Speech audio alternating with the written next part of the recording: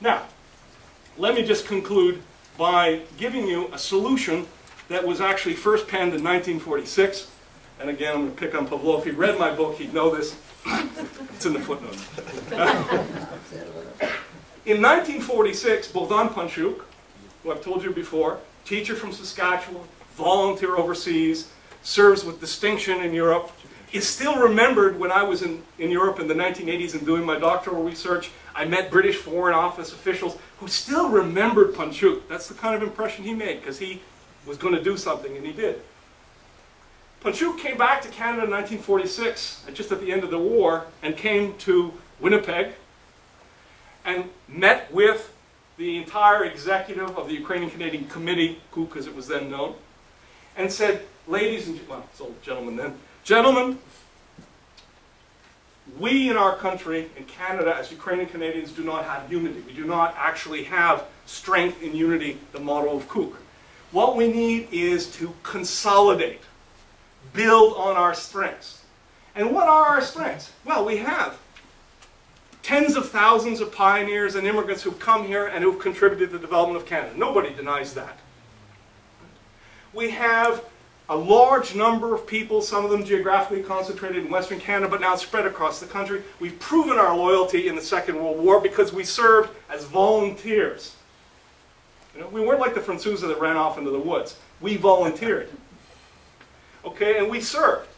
And we now should go to the government from a position of strength. We have the committee.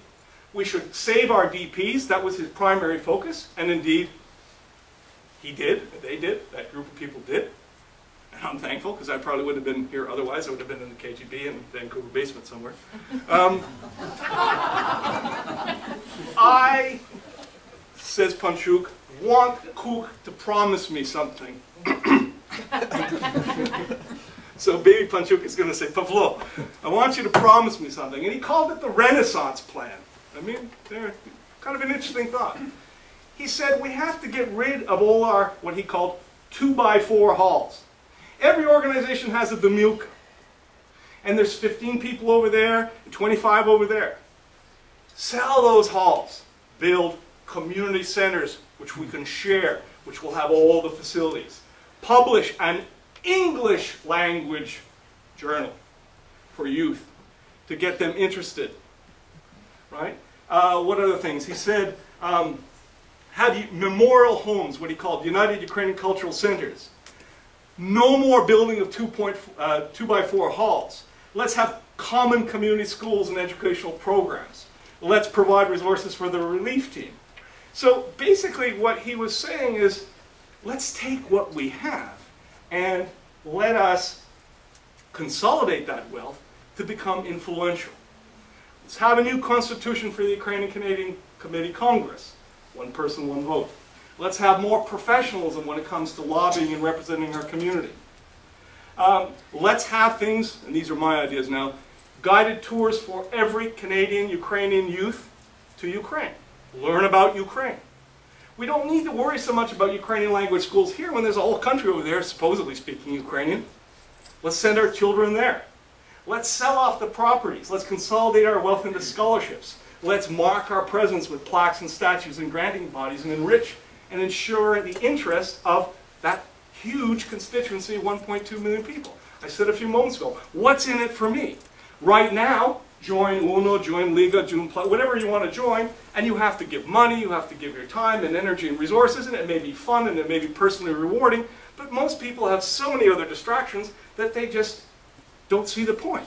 Well, the point is to increase our influence here. If you want more Ukrainian senators, if you want more Ukrainians to be chosen as judges, if you want more Ukrainian professors, if you want more Ukrainians in the senior levels of bureaucracy, if you, and I'm going to pitch this very bluntly, want your children and your children's children to do well in this place called Canada, we as a community have to have more influence.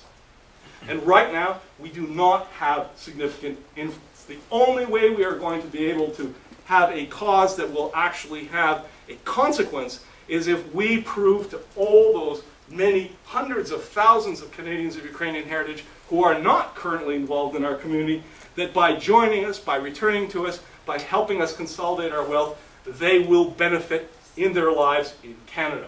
And I think that should be our cause for our 120th anniversary. Thank you.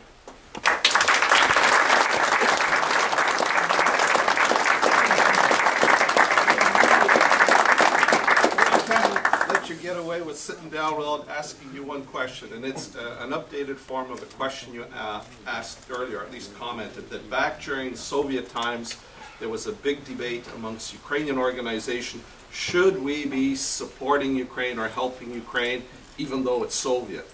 Well, in today's terms, a lot of Ukrainian organizations, KUK, Canada-Ukraine Foundation, Children of Chernobyl, on and on and on, are still devoting a lot of time, effort, money, and resources to helping Ukraine, even though Ukraine is independent. Should we keep doing that, or, as you say, focus more internal affairs here in Canada? Just a quickie comment before we move to the panelists. Okay, well, I think the answer to that is simply, as I said, if you are interested in the freedom of Ukraine as your cause, then yes, we have these various organizations that are engaged in trying to help Ukraine maintain some semblance of freedom. So I have no objection to that. That said, I think we could be more effective as a Canadian-Ukrainian community if we had more influence here. So I think the priority should be here so that we become paradoxically more effective when we need to be over there. I think what we're doing right now is we're taking limited resources, limited individuals, and we're throwing them at every problem that comes up in Ukraine, you know, and saying, here, here, here, give, give, give. And people are getting tired of that. People are giving less. People are dying off. Their descendants are becoming less interested. It's all about give to somebody else. Well, the 5th, 6th century pioneer descendant, his great-great-great-great-grandchild, have never been to Ukraine, don't know Ukraine, don't speak the language, have no connection to it. A few of them, of course, will come and become involved, but most of them are uninterested. And so they've left the community. If, on the other hand, they sense that there was something for them here, okay, I join the KUK and I have an influence, and maybe this will get me an appointment to a judgeship or to a board or a tribunal, and maybe this will give me political influence when I run for office in my city or my province or my town, whatever, then I think people will say, oh, okay, there's some purpose to that. And once we have that strength, then we can go to the government of Canada and say, well, we are actually a very well-organized community. Look at all the things we do here. So we want your help for problem X, Y, or Z in Ukraine. And then they will be forced to deal with us. Look at the Sikhs. The Sikhs now enjoy considerable political influence, and so do some Chinese-Canadian communities, because they're geographically concentrated in certain ridings. We don't really have that, except for Inky, Mark, and Dauphin. And of course, all those Ukrainians voted in a Chinese-Canadian. Turned out to be the greatest friend we ever had in the House, but here's the point. We voted in somebody who wasn't even Ukrainian-Canadian, because we don't see that as important. And what I'm trying to say to you is we still have a chance. We still have a chance, if we consolidate and become more professional, to actually extend our influence in Canada. And by becoming more influential here, we will, in fact, be able to do more for Ukraine. Great, thank you.